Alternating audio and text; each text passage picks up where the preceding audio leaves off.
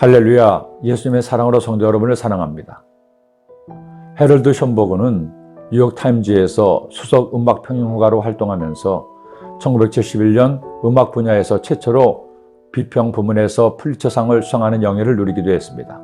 이번에 그가 쓴 위대한 작곡가들의 삶을 보면서 새삼 인류의 삶을 풍요롭게 해준 음악가들의 삶을 재조명할 수 있었습니다. 바흐, 핸델, 하이든, 모차르트, 베토벤, 멘델스존, 베르디 등이 오랜 세월이 지난 오늘날까지도 그들의 음악을 통해 감동과 안식을 주는 이유를 그들의 삶에서 찾아볼 수 있었습니다. 그런데 그런 작곡가 중에서도 목사로서 특별히 눈길이 가는 두 사람이 있었습니다. 바로 바흐와 하이든입니다. 독일에서 사역하면서 음악을 전공한 유학생들과 함께한 적이 있습니다. 힘든 유학생활을 하면서도 믿음을 굳게 지키고 그들의 꿈을 위해 최선을 다하는 모습이 보기에 참 좋았습니다.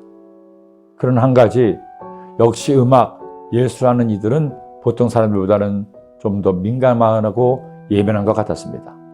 그러니 베토벤이나 모차르트 같은 위대한 음악가들은 오죽했을까요?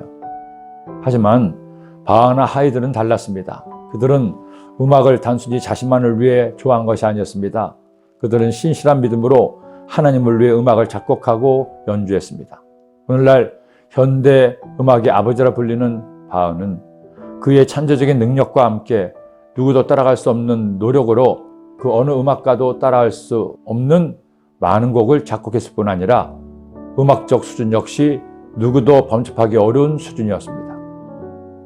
하이든은 한술 더 떴습니다.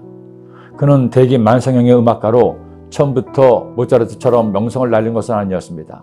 하지만 특유의 성실성으로 고향곡의 아버지라 불리었고 살아생전에 하이든만큼 인정받고 사랑받은 작곡가도 없었습니다. 어떻게 바흐가 하이든이 이처럼 인정받고 행복한 음악가의 삶을 살 수 있었을까요? 저는 그들의 믿음에 한 표를 던집니다. 바흐도 하이든도 자신들의 음악이 자신의 능력으로 만든 것이 아님을 고백했습니다. 하나님께서 주신 재능으로 그에게 맡기신 사명을 감당한 것뿐이라는 것입니다. 션버그의 책에 보면 하이든이 이런 글을 남겼다고 합니다. 하나님께서 내게 기운찬 심장을 주셨으니 그분을 기운차게 섬기는 것을 용서하시지 않겠는가. 이스라엘 백성들이 430년 만에 노예로 고통당하던 애굽에서 탈출합니다. 얼마나 기뻤을까요? 얼마나 감격했을까요? 그런 그들에게 하나님께서 두 가지를 명심하라고 하십니다. 첫째는 처음 태어난 남자아이 짐승의 수컷은 하나님의 것이니 하나님께 드려야 한다는 것입니다. 그 가정에 장자가 태어났다면 장자를 주신 하나님께 감사의 제물을 드려야 됩니다. 짐승도 마찬가지입니다. 첫 수컷을 드리든 대신 다른 짐승을 제물로 드리든 하나님께 첫 소상을 드리라는 것입니다. 왜 그렇습니까?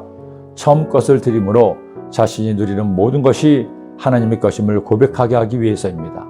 둘째는 야훼께서 그들을 애굽에서 나오게 한 그날을 거룩하게 하여 매년 유월절과 무교절을 지키라고 하십니다. 훗날 그들의 자손들이 왜 유월절을 지키냐고 할 때 하나님께서 그들을 구원하셨음을 그들도 알게 하기 위해서이죠. 이제 우리는 유월절도 무교절도 지킬 필요가 없습니다.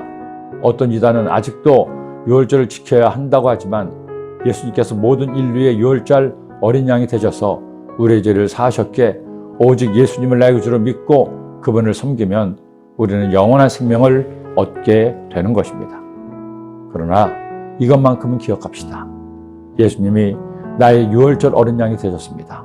그 예수님을 믿음으로 행복한 오늘을 만들어 가시기를 기도합니다. 기도드립니다.